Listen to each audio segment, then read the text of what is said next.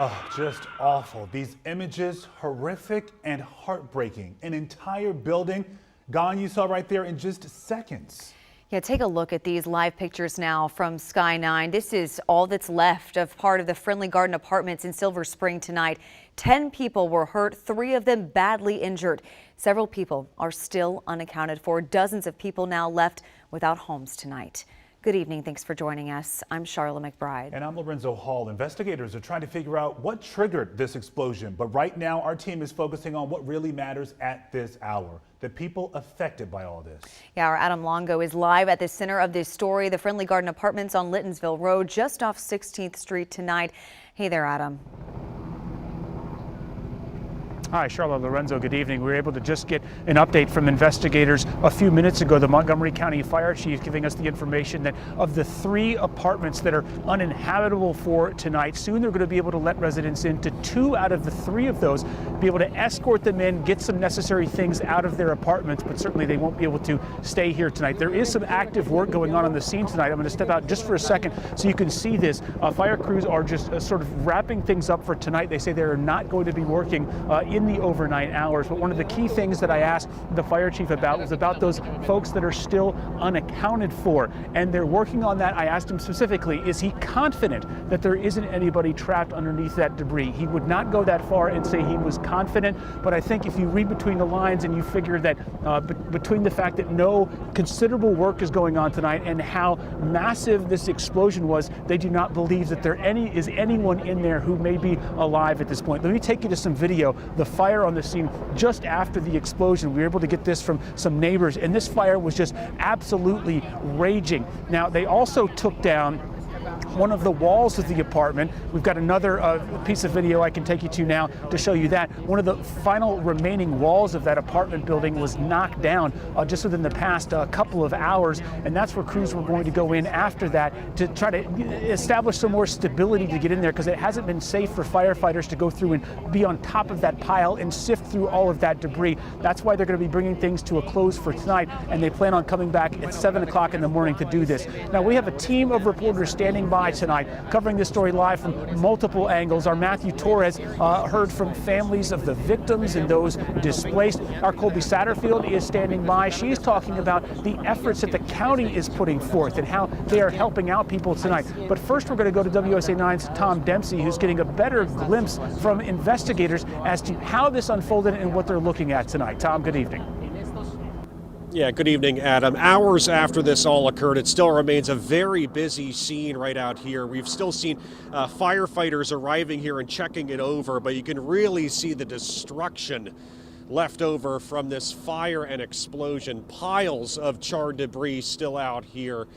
People's homes and their lives left in pieces after this terror earlier today. In some spots, you know, just to put the scope of the force of this explosion into perspective, we can actually see things like, you know, window blinds that were blown out of apartments, as well as clothing and blankets that's hanging off trees in some parts here. But, you know, we actually went to a house that recorded, they have a security camera that got the moments where this emergency all occurred. Check out this video here, just shocking to see. Again, this is from a home security camera, and it captures the moments, a big explosion happening that led to this flame shooting up into the sky and heavy smoke going up into the sky, as well as floors collapsing with this apartment. Over 100 firefighters responded here.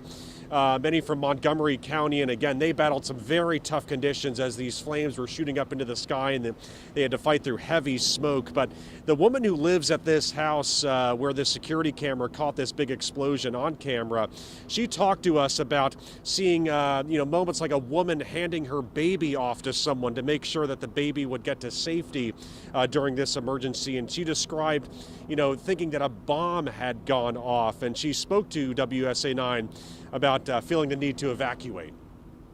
I called my sister downstairs and like, let's pack and go.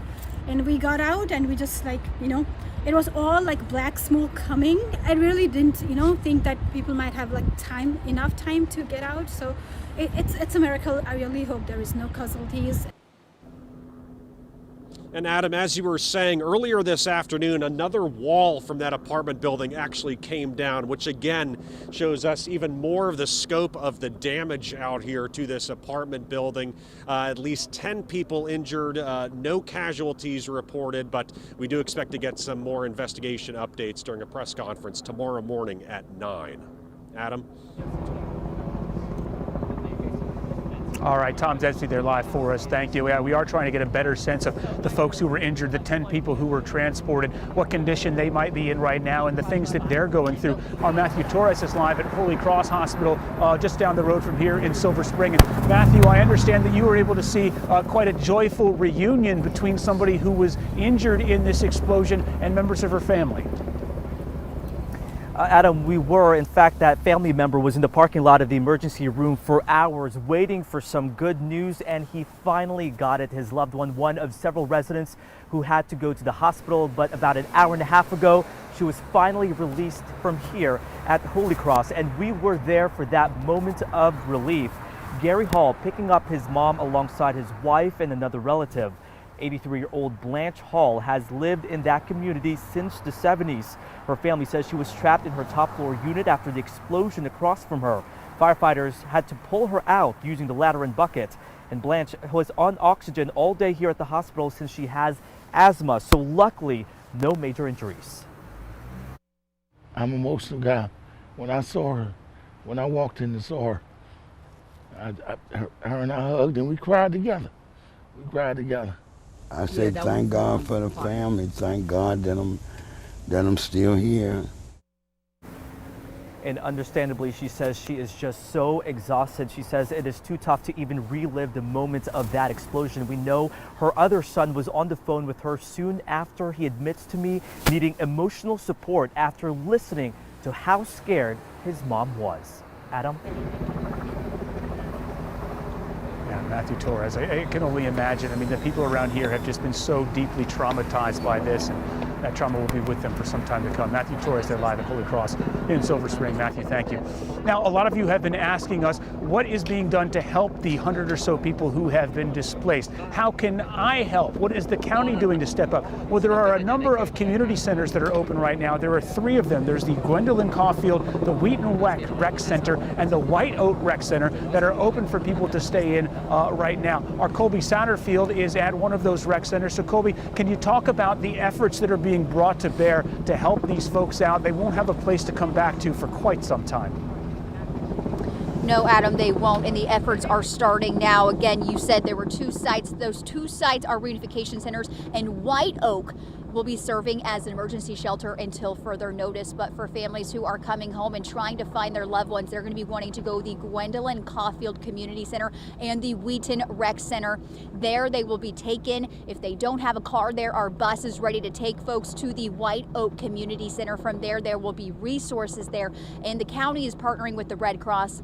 They will stay there until further notice. Now, this is a partnership with the county, the Red Cross, and at last check with the county's Department of Health and Human Services, 49 families had registered for assistance, and they are anticipating more as the night goes on. Now, right now, the question on many of our neighbors' minds is how can they help? There have been some folks bringing stuff to drop off at some of these reunification sites, and we know many more are very eager to help. For now, officials are asking all donations to be made to Montgomery Housing Partnership. All that money will go straight to the families. You know, one of the things I love about Montgomery County is that people absolutely pour out their hearts at times like this. And so we've seen people come up over the course of the day with donations. We're asking folks not to bring donations at this point because it's hard for us to process and accept those while we're dealing with our families in the moment. We have clothes and other kinds of resources we can support them with, but families are going to need some help, some financial help to get restarted. So that's an opportunity for everybody to contribute. We have made it easy for you to contribute. Just text the word IMPACT to 202-895-5599. We will send a link straight to your phone. For now, again, county officials are asking folks to please just donate online. They are working right now to figure out some ways that folks can donate donations in person. They hope to have more details on that tomorrow and in the coming days. Adam? Yeah, and every little bit will help. Colby Satterfield there live for us. Thank you so much. You know, this has just been so shocking and so stunning for the folks who were not only affected, but the folks who live in close proximity to this. I mean, they stood out here for hours today in the sunshine, just sort of staring in disbelief at the remains of this apartment, which is now, as you look over there, you can't even make out any residential items because it's all just charred, burned out, and it's all collapsed on top of each other. One resident described it to me like an earthquake. He lives in an apartment complex that's just behind this building that you see right over my shoulder.